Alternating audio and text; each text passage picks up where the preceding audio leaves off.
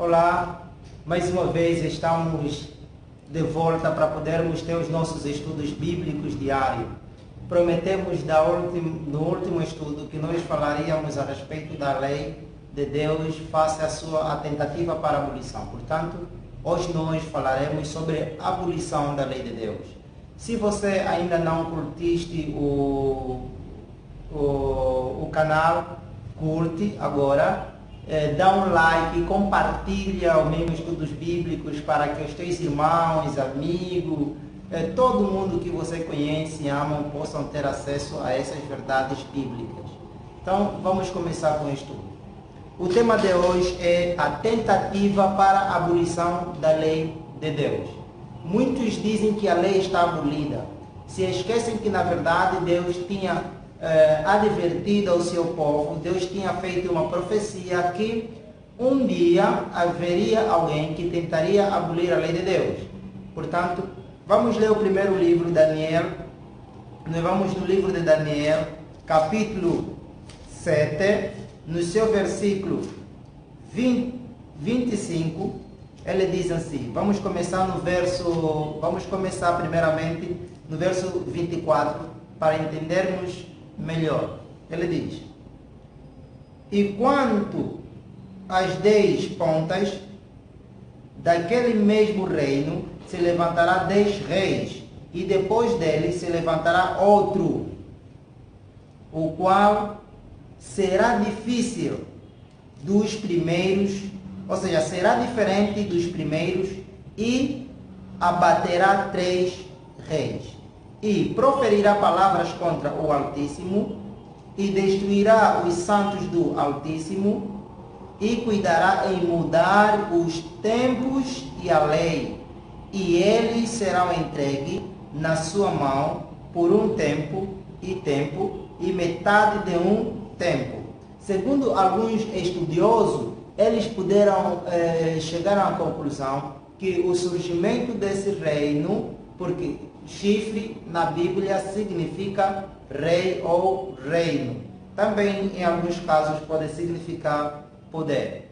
Aqui está apresentando um poder, não é? Nesse caso político e religioso, que surgiu ou surgiria e poderia mudar a lei e os tempos, isso é, a lei de Deus e também a questão do tempo. E quando a gente pula em Daniel, capítulo 8, no seu verso 12, encontramos os mesmos ditos, dizendo: e o exército lhe foi entregue com o sacrifício contínuo por causa das transgressões, e lançou a verdade por terra, e fez isso e prosperou. O mesmo reino, primeiro vimos que ele muda a lei e o tempo, depois pega as verdades, lança por terra e, como consequência desse ato, prosperou. Alguns estudiosos, conforme eu já disse, acredita-se que isso ocorreu no ano 538 até o ano 1798, não é? Isso é a supremacia papal. Quando o Papa surgiu, não é? O primeiro Papa chamado Justiniano, ele começou a mudar as leis de Deus de forma extraordinária e começou a lançar por terra todas as verdades bíblicas. Fez embora, antes disto, no ano 300, não é? Sobretudo no ano 321, as leis de Deus já estavam sendo abolidas. Dentre esses temos ali a guarda do sábado. Já estavam a entrar em iminência de serem abandonados pelo povo de Deus e mudado pela Igreja Romana. E temos aqui a outra profecia que nós encontramos no livro de Romanos, capítulo 1. Vamos ler o verso 21, vamos pular para o 23 e posteriormente no verso 25. Diz assim: porquanto, tendo conhecido a Deus, não o glorificaram como Deus, nem lhe deram graças, antes em seu discurso se desvaneceram, e o seu coração insensato se obscureceu. E no verso 23 diz: e mudaram a glória do Deus incorruptível em semelhança da imagem de homem corruptível, e de aves, e de quadrúpedes, e de répteis. Verso 25. Pois mudaram a verdade de Deus em mentira, e honraram e serviram mais a criatura do que o Criador, que é bendito eternamente. Amém. Nós estamos a ver aqui Deus a mostrar que a Bíblia, ou seja, que poderia surgir alguém que de facto mudaria a lei e os tempos. Que essas mesmas pessoas conheceriam Deus, chegaria a um dado momento que as pessoas conheceriam Deus, mas poderiam mudar as leis dos tempos. Esses textos bíblicos podemos sim também apresentar nessa perspectiva, idolatria, não é? E depravação dos gentios, que esses indivíduos mudaram a palavra de Deus. É uma ilustração, pode ser aplicado para esse contexto, que eles mudariam a lei. E o surgimento desse mesmo poder, que mudaria as leis e os tempos, nós podemos encontrar em 2 de Tessalonicenses, capítulo 2, verso 3 e 4.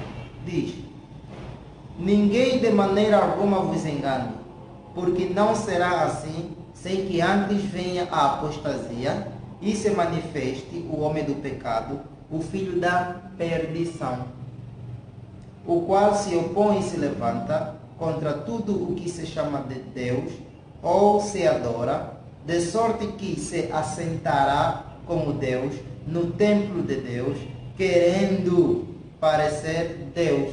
Estamos vendo que isso tudo que acabamos de ler agora poderia ocorrer em um dado período da história, que surgiria um indivíduo, um poder, um reino civil e eclesiástico que poderia mudar as leis de Deus, poderia fazer com que o povo adorasse mais a homem do que a Deus. E este poderia se fazer passar de Deus, não é? E no lugar de Deus. Então, quem é que ia excitar o surgimento do anticristo? Aqui, no Tessalonicenses capítulo 2, verso 9, diz assim: a esse cuja vinda é segundo a eficácia de Satanás, com todo o poder e sinais e prodígios de mentira. Ou seja, o surgimento dele não seria de uma outra forma, senão pela eficácia de Satanás. Foi propósito de Satanás fazer com que esse mesmo indivíduo surgisse. Como já disse, esta apostasia predito pelo Paulo aqui ocorreu no ano 538, quando surgiu a supremacia papal, logo com a supremacia papal. E isso durou durante 1260 anos, desde 538 até 1800, ou seja, 1798, levou 1260 anos.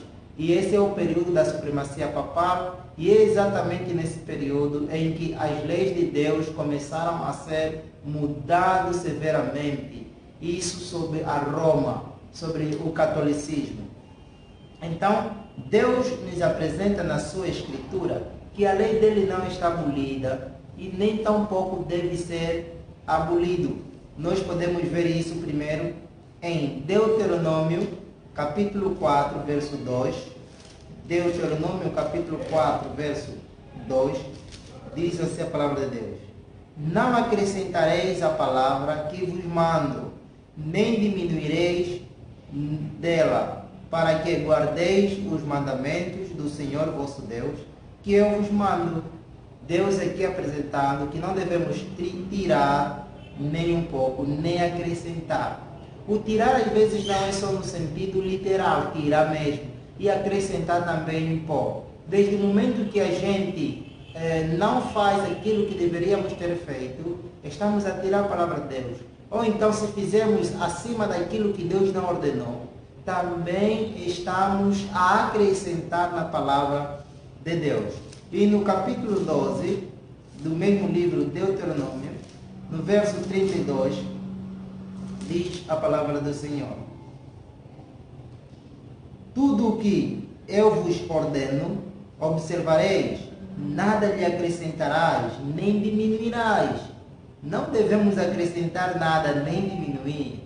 E nós sabemos muito bem que existem várias denominações religiosas que acrescentam ou têm diminuído algumas coisas na Bíblia, dizendo, por exemplo, que já não é dessa perspectiva, ou então já não é para nós hoje, é para o povo de Israel. Nos esquecemos que o povo de Israel é o povo, ou foi, não é isso, o povo eleito por Deus, para poder levar até os confins da terra a mensagem de Deus, de maneira que todos se convertessem e formassem uma única nação, um único povo, que seria o povo de Deus. Então, as mesmas leis do povo de Israel, posteriormente, seriam as leis de todos, porque essas leis são leis divinas, e elas não podem ser mudadas, não podem ser alteradas, nem tampouco acrescentadas. Por isso que nós encontramos no livro de Salmos, capítulo 89, verso 34, Deus a falar o seguinte: não quebrarei o meu concerto, não alterarei o que saiu dos meus lábios. Significa que Deus não mudou, não quebrou. E temos o pleno conhecimento que a lei de Deus é a base do seu concerto. Ou seja, Deus faz pacto com o seu povo mediante a sua lei. E esta é a lei moral. Então, como vamos falar que Deus mudou a lei? Aqui nos é mostrado que Deus não mudou nada. E como prova disso, o próprio Jesus, não é, dá testemunho que de fato ele não mudou nem um pouco. Quando ele faz essa declaração aberta no livro de Mateus capítulo 5, verso 17 e 18 diz: não cuideis que vim destruir a lei ou os profetas. Não vi abrogar, mas cumprir. Porque em verdade vos digo que até que os céus e a terra passem, nem um jota ou um tio se omitirá da lei, sem que tudo seja cumprido. Jesus a falar: nada sairá da lei sem que tudo seja cumprido. A pergunta é, por que nós queremos mudar a lei? Jesus está aqui a apresentar que ele não mudou nem um pouco a sua lei. Pelo contrário, a lei continua intacta, porque ela é perfeita. É por esta razão que foi escrito nas tábuas de 2 pedras, mostrando durabilidade, perpetuidade, porque as pedras duram por longos anos. A arqueologia hoje tem mostrado escrituras escritas na época de Davi e depois dele. Então, não tem como nós alegarmos que Deus mudou a sua lei. Portanto, amado, no livro de Mateus, ele termina dizendo com uma maldição para todos aqueles que mudarem a sua lei. Ele diz assim: qualquer, pois, que violar um destes mais pequeno mandamento e assim ensinar aos homens, será chamado o menor no reino dos céus. Aquele, porém, que os cumprir e ensinar, será chamado grande no reino dos céus. Aqui é uma menor, não significa que só porque ensinou mal, ou então ainda assim estará nos céus. Não. É que essa pessoa não fará parte do reino dos céus. Mas todos aqueles que ensinar farão parte. E em Apocalipse, pese embora é uma profecia, ou seja, é um anúncio, não é, apresentado primeiramente, uma interpretação, primeiramente para o próprio Apocalipse, mas também ela tem uma aplicação para toda a palavra, para todo o livro de Deus. Ele diz, Apocalipse capítulo 22, verso 19, diz: e se alguém tirar qualquer palavra do livro desta profecia, Deus tirará sua parte da árvore da vida e da cidade santa, que estão escritos neste livro. Irmãos, não brinca com a coisa séria. De fato, Deus não deixará impune todos aqueles que hoje persistentemente têm ensinando por ali que a lei de Deus está abolida. porque aqui nós podemos constatar que ela não está, nunca foi e jamais será abolido até que essa terra passe. Portanto, se tem sido excitado a ensinar aos demais que a lei de Deus está abolida, não ensina. Se crês que está abolida, hoje tem mostrado textos bíblicos. Veja Provérbio 30, verso 6. Nada acrescentareis às suas palavras, para que não te arrependa, para que não repreenda e sejas achado mentiroso. Todos aqueles que agem dessa forma são mentirosos.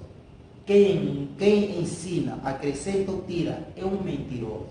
E nós podemos chamá-lo de mentiroso.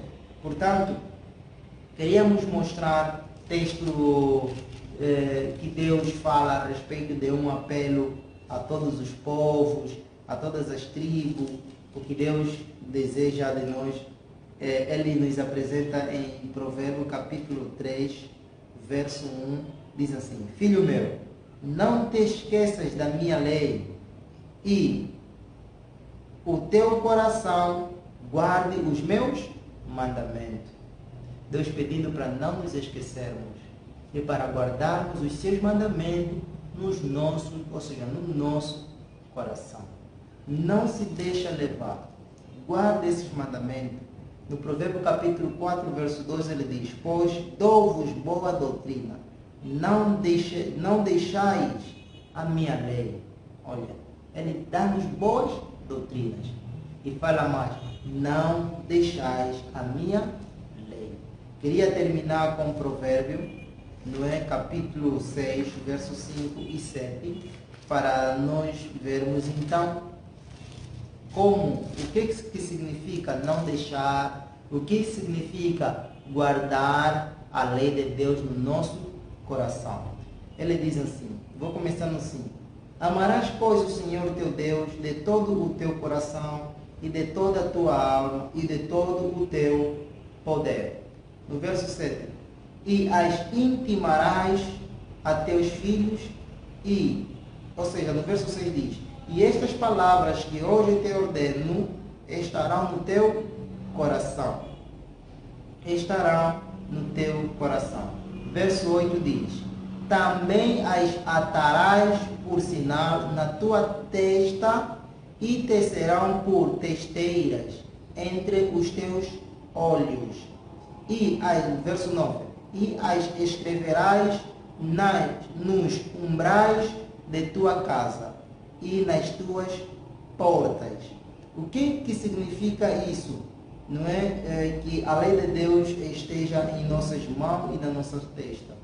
Isso significa que nós devemos pensar e agir. As mãos e a testa é uma representação da nossa ação e dos nossos pensamentos.